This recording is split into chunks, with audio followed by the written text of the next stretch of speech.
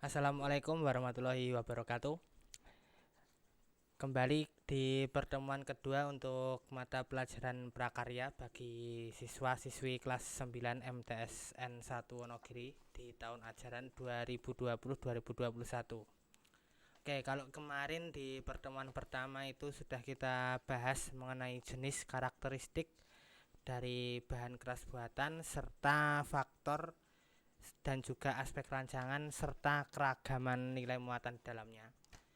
Nah, di pertemuan kedua ini yang akan kita bahas selanjutnya adalah proses produksi kerajinan bahan keras.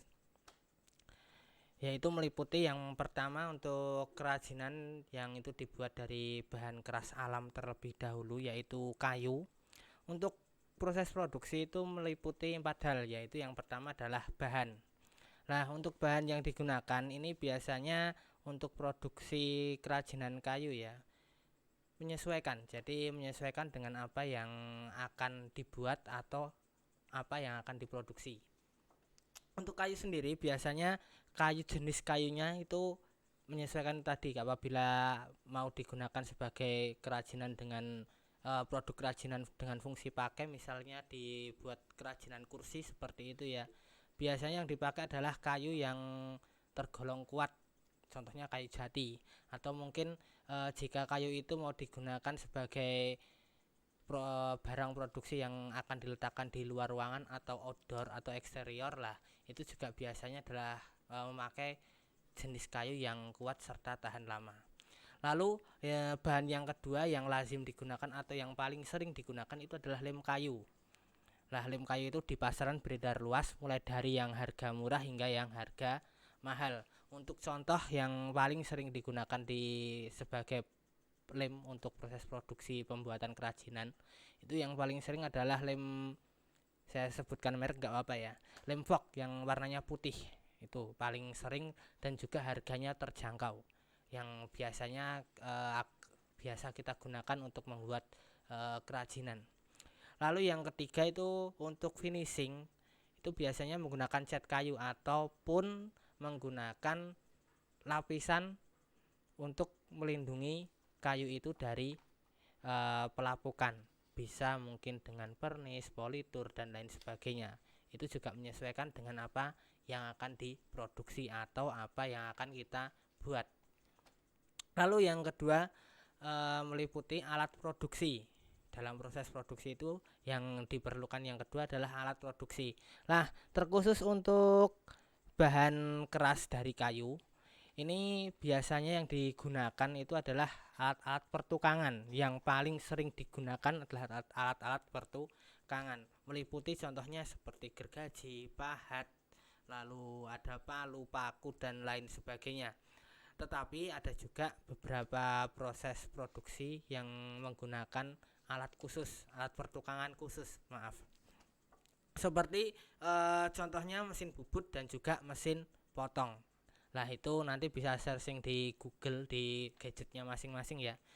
Untuk alat produksi yang khusus digunakan untuk membuat produk kerajinan kayu, itu biasanya yang paling sering atau paling lazim untuk alat khususnya itu adalah mesin bubut dan juga mesin potong, karena di situ memerlukan untuk desain atau digunakan untuk mendesain atau membuat suatu bentuk tertentu yang itu tidak bisa didesain atau tidak bisa dibuat dengan alat-alat yang sederhana atau alat-alat yang lazim digunakan pada umumnya, seperti ya contohnya gergaji, pahat, atau mungkin tatah ya, kalau bahasa Jawa, bahasa Indonesia ini apa, kalau bahasa Jawa ini tatah dan lain sebagainya seperti itu. Nah, itu biasanya menggunakan alat khusus, yaitu mesin bubut dan juga mesin potong.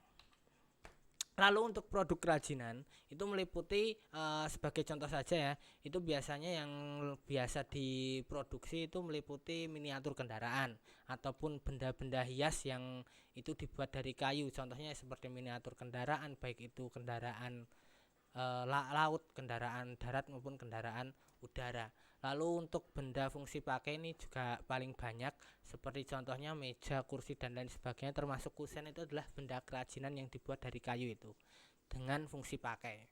Lalu juga ada vas bunga dan lain sebagainya. Saya kira untuk contoh dari produk kerajinan tidak perlu saya jabarkan lebih panjang atau lebih luas, karena saya kira siswa-siswi MTS khususnya ya sudah mengerti yang dimaksud dengan barang produksi kerajinan kayu.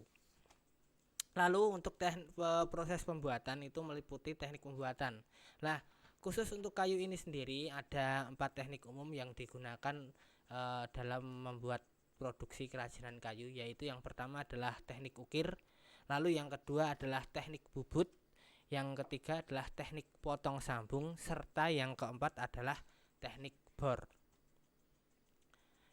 Nah, dari masing-masing teknik itu tentunya untuk alat dan juga bahan khususnya untuk alat itu menyesuaikan ya. Jadi apabila ingin menggunakan teknik bubut, pembuatan produksinya itu mayoritas menggunakan teknik bubut, ya berarti kita membutuhkan mesin bubut. Contohnya seperti itu. Jadi untuk alat sekali lagi saya sampaikan itu menyesuaikan dengan apa yang akan kita produksi atau akan kita buat. Lalu untuk ragam hias, untuk kayu itu salah satu kekhasan atau keunikan dari bahan kerajinan kayu ini yaitu biasanya di dalam proses produksi atau dalam membuat produk kerajinan itu biasanya para pengrajin itu menyertakan ragam hias masing-masing. Kalau ragam hias itu biasanya disesuaikan dengan daerah dari si pengrajin itu ataupun mungkin dari produk kerajinan itu akan dipasarkan, biasanya seperti itu. Contohnya untuk ragam hias dari kayu itu ada berbagai macam. Di sini saya ambil 4 contoh saja. Ada ragam hias Jepara, ada ragam hias Toraja, ada ragam hias Padang, dan juga ada ragam hias Papua. Nah, biasanya untuk ragam hias ini sendiri dia memiliki makna simbolik. Makna simbolik contohnya saya ambil contoh saja untuk ragam hias dari Toraja itu memiliki makna dan juga memiliki nama dan juga makna simbolis. Apabila diartikan itu melambangkan nilai-nilai budaya dalam kehidupan warga Toraja yang harus mematuhi larangan adat dan juga mencintai alam tempat tinggalnya. Contohnya seperti itu. Jadi untuk ragam hias dari masing-masing daerah itu satu dengan yang lain itu memiliki makna dan juga simbol yang berbeda dan juga nama yang berbeda tentunya. Kalau belum tahu apa itu ragam hias, apabila kalian pernah melihat pintu yang ada ukirannya, lah itu namanya ragam hias. Itu seperti itu kalau di kayu. Beda lagi nanti apabila ragam hias itu diaplikasikan pada kain. Kalau kain itu contohnya ada di batik, contohnya seperti itu. Itu namanya ragam hias. Itu untuk kayu. Lalu kita lanjut untuk bahan kerajinan alam yang kedua yaitu bambu. Untuk bambu sendiri, untuk bahannya itu juga menyesuaikan. Jadi bambu yang akan digunakan itu menyesuaikan. Untuk jenis dari bambu sendiri itu ada berbagai macam, yang mulai dari bambu apus, mulai dari bambu hitam, mulai dari bambu kuning dan lain sebagainya. Tentunya walaupun sama-sama pohon bambu, untuk jenis-jenis bambu itu sendiri memiliki keunikan dan juga kekhasannya sendiri. Maka dari itu dalam membuat produk kerajinan itu juga menyesuaikan dengan apa yang akan dibuat. Maksudnya bahan bambu yang akan kita gunakan itu kita harus menyesuaikan dengan apa produk kerajinan apa yang akan kita buat. Lalu untuk bahan yang kedua yang lazim digunakan yaitu lem kayu. Itu juga paling sering digunakan. Contohnya juga sama. Untuk lem kayu yang digunakan dalam membuat produk kerajinan dari bambu itu juga bervariasi ya untuk harga dan juga jenisnya, mulai dari yang murah sampai yang mahal. Hanya saja untuk bambu ini produk kerajinan bambu ini biasanya para pengrajin menggunakan lem kayu yang harganya relatif terjangkau. Dikarenakan apa? Dari sifat dari bambu itu sendiri yang tidak bisa tahan seperti kayu, yang tidak bisa tahan lama seperti kayu. Maka dari itu dalam menggunakan lem juga biasanya para pengrajin menggunakan lem yang harganya terjangkau atau bisa dibilang murah. Lalu untuk finishing itu juga bervariasi ya. Untuk apa itu namanya, untuk jenis bahan yang digunakan, bisa menggunakan cat minyak, bisa menggunakan pewarna politur dan lain sebagainya. Lalu juga untuk paku itu juga merupakan salah satu bahan yang lazim digunakan dalam proses produksi pembuatan kerajinan dari bahan bambu. Lalu untuk alat produksi yang kedua, untuk bambu ini sendiri, untuk alat produksinya itu tidak berbeda jauh dengan alat produksi yang digunakan pada kayu, yang digunakan untuk memproduksi kerajinan dari bahan kayu, yaitu meliputi alat-alat pertukangan seperti contohnya parang, gergaji, pisau raut, dan juga alat pertukangan yang lain. Saya kira ini tidak perlu saya jelaskan terlalu luas ya, saya kira semuanya mengerti untuk alat-alat pertukangan yang saya maksudkan. Khusus untuk siswi putri ya, untuk siswa yang putri nanti dikenali juga untuk alat-alat pertukangan itu nanti silahkan searching di Google. Jadi paling enggak bisa membedakan antara gergaji itu yang mana, bentuknya seperti apa, gambarnya seperti apa, itu paling enggak mengertilah bagaimana bentuk dari gergaji dan lain sebagainya, dan juga alat pertukangan yang lain. Karena biasanya untuk siswa putri ini apabila ada soal gambar lalu di situ ada gambar dari alat pertukangan, biasanya nggak bisa membedakan antara mungkin antara pasah dengan parang itu yang mana, biasanya nggak bisa membedakan. Maka dari itu untuk siswa putri terutamanya nanti silahkan searching di Google khusus untuk untuk alat-alat pertukangan. Oke, kita lanjut untuk produk kerajinan. Untuk produk kerajinan dari bambu yang paling sering kita jumpai di kehidupan kita sehari-hari ada capil, contohnya capil ya, yang biasanya buat Pak Tani, bentuknya segitiga melingkar itu ya. Lalu juga ada tampah, kalau bahasa Jawa nih jenenge senik kalau bahasa Jawa nih. Tapi kalau bahasa Indonesianya itu setahu saya tampah, tapi kalau ada bahasa yang lebih baku saya juga kurang mengerti. Biasanya dibuat para pedagang atau pedagang pasar yang biasanya dikasih ke belakang punggung itu ya, yang digendong pakai selendang biasanya. Nah, itu namanya tampah. Itu contoh dari produk kerajinan yang dibuat dari bahan kerajinan bambu. Ada lagi juga kap lampu. Contohnya kap lampu itu kap lampu tidur biasanya yang biasa digunakan. Yang biasa diproduksi maksud saya. Lalu yang selanjutnya adalah proses pembuatan. Untuk teknik pembuatan dari produk kerajinan dari bahan bambu ini ada 3 yang paling umum digunakan, yaitu yang pertama teknik anyam, jadi proses produksi yang menggunakan teknik anyam. Lalu yang kedua proses produksi yang menggunakan teknik serut atau sayat. Jadi kalau teknik serut atau sayat ini biasanya benda kerajinan atau produk kerajinan yang dibuat itu bukan berupa bentuk utuh dari bambu, biasanya sudah disayat atau sudah diserut menjadi kecil, dan juga biasanya bisa dibentuk beraneka ragam produk kerajinan, biasanya dengan fungsi pakai kalau teknik ini biasanya, tapi ada juga dengan fungsi hias dan lain sebagainya juga ada. Lalu yang ketiga adalah teknik ukir. Nah, ini contohnya seperti vas bunga yang ada yang dari bambu, vas bunga bambu yang di dinding luarnya ada ukiran. Nah, itu namanya teknik ukir untuk bambu. Itu contohnya seperti itu. Itu untuk bahan kerajinan dari bambu. Yang selanjutnya adalah proses produksi kerajinan yang menggunakan bahan baku dari rotan, bahan kerajinan dari rotan, bahan alam. Untuk bahannya tentunya menggunakan rotan, hanya saja dengan berbagai macam bentuknya, baik itu bisa rotan yang masih potongan maupun rotan yang sudah disayat berbentuk rotan sayatan, ataupun isi dari rotan itu sendiri, atau menggunakan isi rotan yang selanjutnya diproses menjadi sebuah produk kerajinan. Ada juga untuk bahan yang lain meliputi sama seperti kayu dan bambu tadi. Untuk rotan ini juga menggunakan lem kayu ya, memerlukan lem kayu dalam proses produksinya.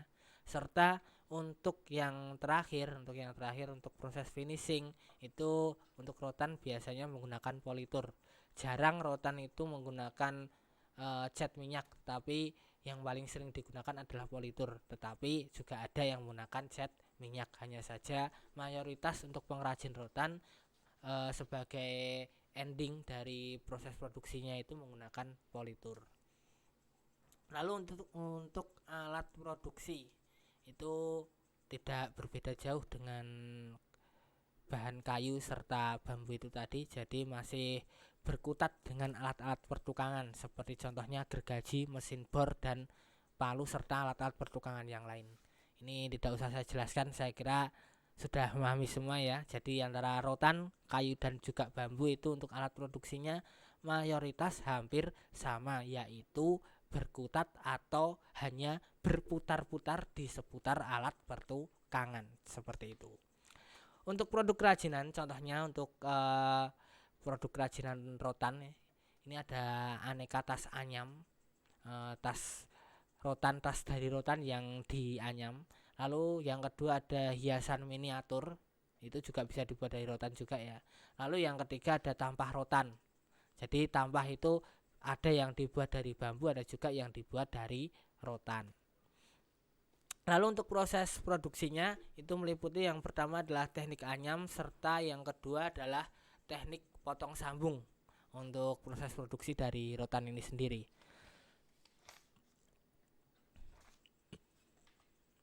Lalu kita masuk ke dalam bahan kerajinan yang kedua, yaitu proses produksi kerajinan yang dibuat dari bahan keras buatan.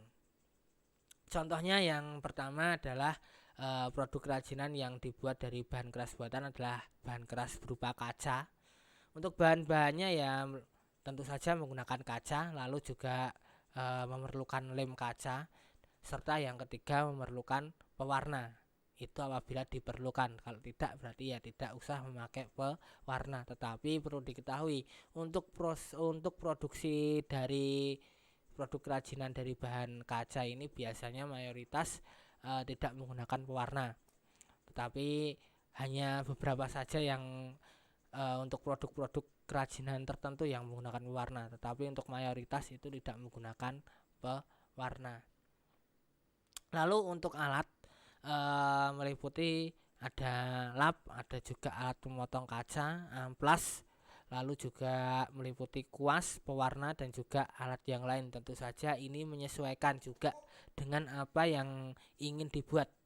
Nah, apabila kita ingin membuat bentuk-bentuk yang memerlukan alat khusus seperti contohnya piring ataupun gelas dan lain sebagainya, tentunya kita juga memerlukan alat untuk apa itu namanya, untuk memanaskan kaca itu sendiri. Lalu yang kedua juga kita perlu alat untuk mencetak dari kaca itu sendiri. Jadi untuk alat ini menyesuaikan ya, ini hanya saya ambil untuk alat-alat yang simple yang bisa dijumpai dalam kehidupan sehari-hari. Lalu untuk produk kerajinan itu antara lain ada lukisan kaca, lalu yang kedua ada gelas hias, lalu yang ketiga ada hiasan rumah tangga yang lain yang itu dibuat dari kaca. Contohnya seperti mungkin akuarium atau mungkin apa itu namanya cermin hias, itu kan juga merupakan produk kerajinan. Lalu untuk proses produksi itu meliputi yang pertama adalah teknik lukis, yang kedua teknik cetak, serta yang ketiga adalah teknik tempel hias. Nah, ini menyesuaikan juga dengan apa yang akan kita buat dari bahan kaca ini sendiri. Itu untuk kaca. Lalu selanjutnya untuk bahan kerajinan buatan yang lain yaitu logam. Untuk bahannya meliputi ya aneka logam yang pasti ya, bisa seng, bisa besi, bisa baja, dan lain sebagainya, bisa juga logam mulia. Lalu untuk bahan yang kedua adalah lem power atau perekat logam. Lalu yang ketiga pewarna ataupun lapisan anti karat yang lain. Tetapi biasanya untuk pewarna logam itu sudah ada lapisan anti karatnya berupa minyak biasanya. Lalu juga kita memerlukan bahan yang lain, itu menyesuaikan juga dengan produk kerajinan yang akan kita buat.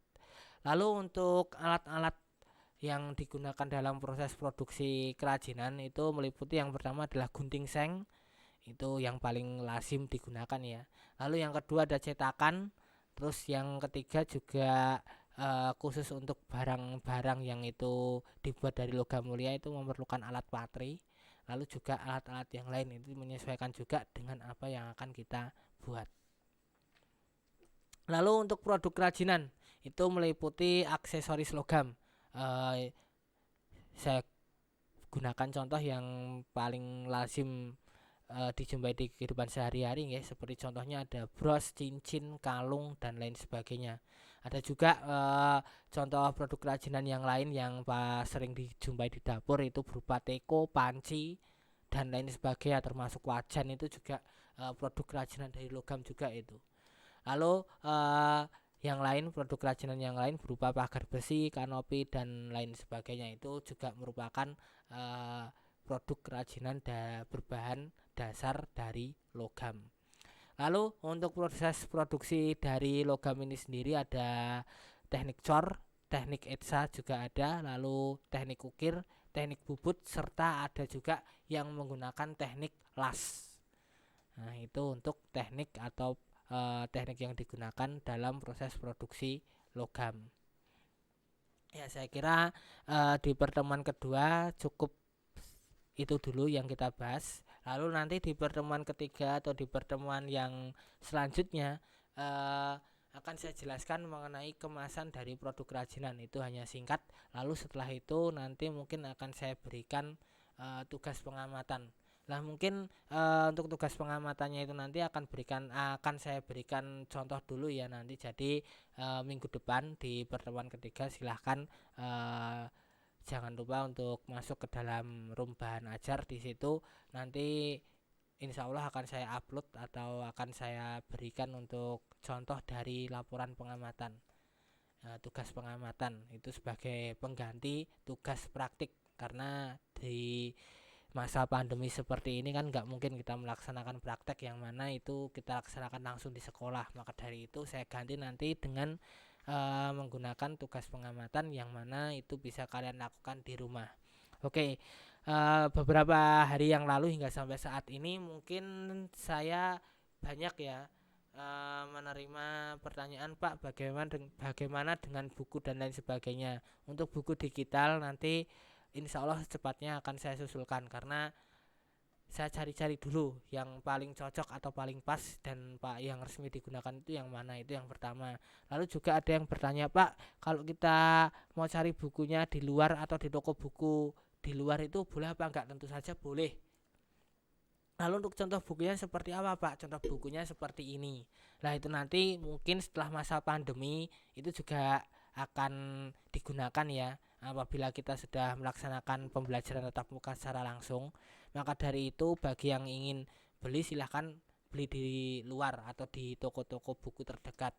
Tapi kalau saran saya, daripada beli, mending kalau biar irit ya atau biar hemat supaya enggak enggak membebani orang tua ya, itu bisa sesegera mungkin menghubungi kakak kelasmu yang saat ini sudah lulus yang tahun kemarin atau 2 tahun ke belakang. Jadi untuk angkatan tahun kemarin dan juga kemarinnya, nah itu silahkan dihubungi, bukunya masih sama, itu nanti silahkan kalau bisa pinjem kan akan lebih irit atau akan lebih hemat biaya. Nggak apa-apa, bukunya nggak harus baru, buku second pun nggak apa-apa, yang penting bisa digunakan untuk belajar. Saya kira hanya itu. Nanti apabila ada pertanyaan yang lain atau mungkin ada hal-hal yang ingin ditanyakan apabila masih kurang jelas, nanti silahkan menghubungi saya, bisa lewat fitur yang ada di learning itu bisa, atau mungkin bisa DM ke nomor WhatsApp saya ataupun ke medsos saya pribadi juga nggak apa-apa. Yang penting jangan, kalau bahasa Jawa nih, ojo kemrungsung, karena Bondan sendiri terkadang juga slow respon seperti itu. Oke, terima kasih untuk atensi atau perhatiannya. Saya kira di pertemuan kedua ini saya akhiri cukup sekian. Tetap semangat ya, jaga mood. Oke. Lalu juga jangan lupa untuk selalu belajar dan juga berdoa di rumah. Mugi Gusti berkahi. Amin amin ya rabbal alamin. Wassalamualaikum warahmatullahi wabarakatuh.